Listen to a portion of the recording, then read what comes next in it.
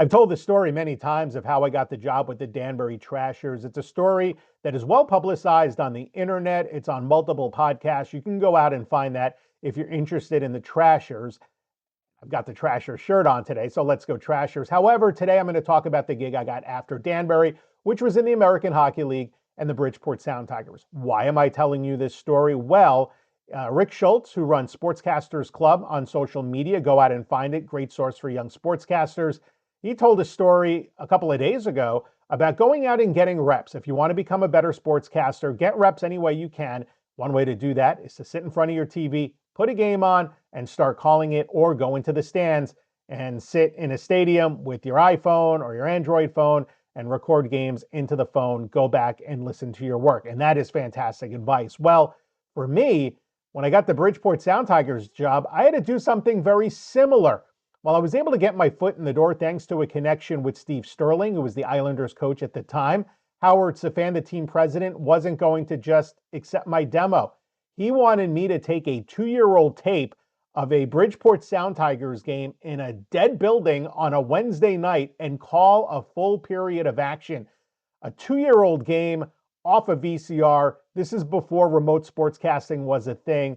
I was able to do that. That is how I got the job. Now, all of the details are in Total Sportscasting. I go into great detail. I do some interesting things to make it sound like there were actually people in the building instead of just sitting in a room calling it on a tape. So what does this have to do with being a better sportscaster? Well, you hope you don't really have to go to that level to get a gig these days, but maybe you do.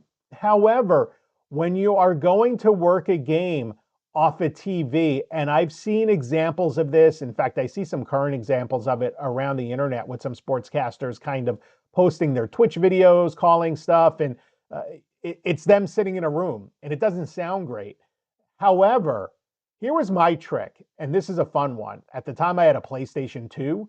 I had the NHL game on it, and you are able to adjust the audio so that you could take the play-by-play announcer out and leave in just the crowd noise. I created an ambient sound file that was about an hour long, and I worked that into my call of this Bridgeport Sound Tigers game. And it ended up sounding like I was in the building calling the game. In fact, it actually sounded fantastic. It ended up becoming the demo that got me the gig. So if you've got a game console and an NHL one and the ability, and all these games have the ability to really customize the sounds and just get that crowd noise, go ahead and do that. And what I did in the demo as well, I didn't just put it in after the fact, after calling the game. I actually had it flowing through my headset and into the recording device that I was using so that I too could hear the crowd noise as I was calling the game. You know, post-COVID, remote broadcasting is more of a thing. And I've done it where you can hear the ambient noise, and I've done it where you don't hear the ambient noise. And there's a distinct difference in your call when you can hear that crowd noise in the background. I think it gets you pumped up as a play-by-play announcer. And if you're calling games off of the TV for practice and you're able to get that ambient noise in your headphones as well while you're calling the game, I bet you can tell the difference. Well, that's the play-by-play pulse.